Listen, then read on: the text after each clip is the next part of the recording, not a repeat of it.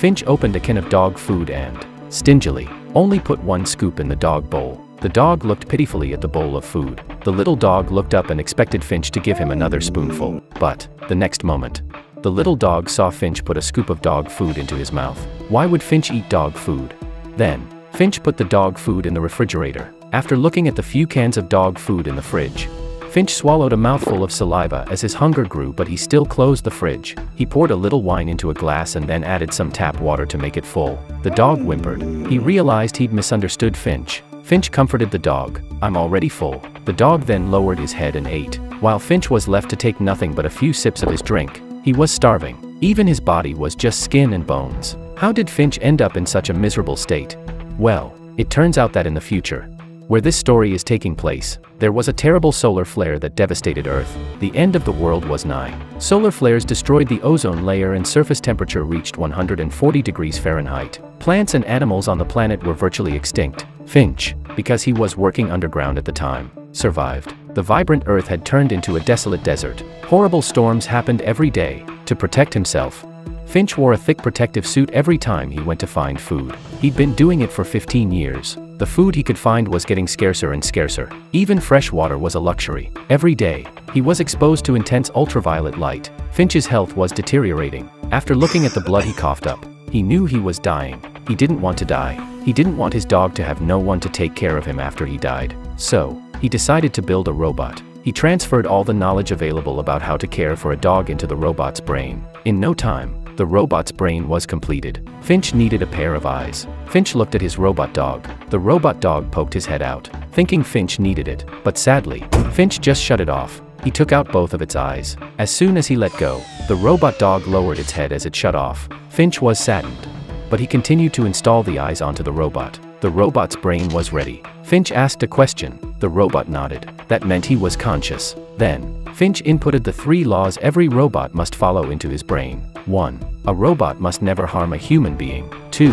A robot must obey orders given to it by humans. And 3. A robot must protect its own existence, without violating the first and second laws. Finch added one more. If Finch is not available, the robot must protect the dog. This command took precedence over all others. But then the power went out. In this future, a power outage was nothing but a death sentence. Finch put on his suit and went to the top of the building to fix the wind turbine. But he was stunned by what he saw. The winds were sweeping the clouds away. Lightning and thunder came at him fast. Finch immediately had the robot analyze the situation. This storm would arrive within 24 hours and it would last at least 40 days. This put Finch in a difficult position. The food he had left wouldn't even last 3 days. To survive, Finch decided that they needed to move to San Francisco, where he had always wanted to go. He fitted the robot with limbs and trained him to walk. The robot learned quickly. The robotic dog, without its eyes, was running around aimlessly and bumping into things everywhere. Finch decided to take the surveillance camera, dismantle it, and use it to give his robot dog new eyes. Finch packed up all his stuff, and thus the family of 4 embarked on a journey. In order to facilitate the robot's growth, Finch began teaching him survival skills. Finch was giving the robot instructions. Lesson number 1. Never miss the opportunity for the next meal because he needed to take care of the dog. Lesson number 2. The sky was like Swiss cheese with intense ultraviolet rays coming through it. These rays could severely burn the dog. Lesson number 3. Never vandalize someone's property. But they still pried open the door to the movie theater. Inside they found some corn and used a plate to make popcorn in the heat. That was lesson number 4. Use your instincts. The corn popped everywhere like fireworks. Finch felt a joy he hadn't felt in a long time. This is the 5th lesson Finch taught him. Life needed a little fun. But as he looked up, Finch's expression turned serious again. And then the alarm went off. The most powerful storm on Earth was about to catch up with them. The family of 4 took off in their car. The barometric sirens were off the charts. Finch's body temperature had reached 102 degrees Fahrenheit. He was about to be surrounded by the storm. Finch decided to pull over. He quickly got out his tools and prepared to secure the RV to the ground. Soon he had 3 long nails in place, but on the last one, Finch was running out of energy. He couldn't get it in the ground. Luckily, the robot reached out with his fist and smashed the nail into the ground. The robot learned Finch's moves. He urged Finch back to the car while he stayed outside to reinforce the last of the cable. With the storm only 1,640 feet away, Finch quickly put the dog in the car. He opened the windshield and saw that the storm was only 164 feet away. Wherever the storm passed, all the utility poles were instantly reduced to rubble. Despite Finch's urging, the robot insisted on finishing the reinforcements before rushing into the RV. Now, there was a tornado coming. The car shook violently. The first of Finch's spikes broke, then the second, then the third. The car was swept up into the air. Luckily, the last cable that the robot nailed in didn't break. The tornado passed quickly. With a loud bang, the RV hit the ground. They were saved. Finch got out and looked. He discovered that it was the cable that the robot nailed and that saved them. And he thought to himself, maybe the dogs can count on the robot for the rest of their lives. Finch noticed something else. One of the tires was broken. There was a spare tire but no jack. While Finch was at his wit's end, the robot lifted the car with its bare hands. The robot was basically Hercules now. Soon they had the tire changed and they were on their way. Finch was in a good mood, so he decided to give the robot a name, Jack. However, the robot stomped his feet in disagreement. At night, the robot came up with a great name himself, Jeff. They continued on their way and came to a restaurant. Finch took the dogs inside for a break while he left Jeff in the car.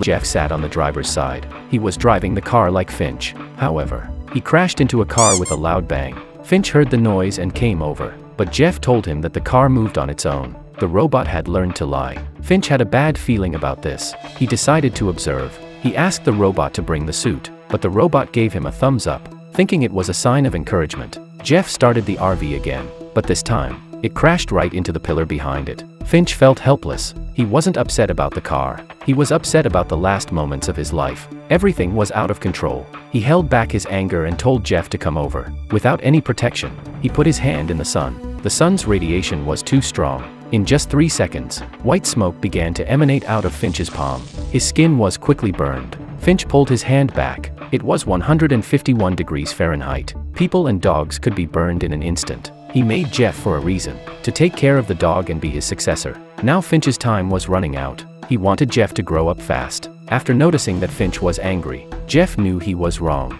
He hid in the corner, afraid to come out. Finch realized that he had gone too far. He decided to teach Jeff how to drive. Jeff learned how to drive very quickly.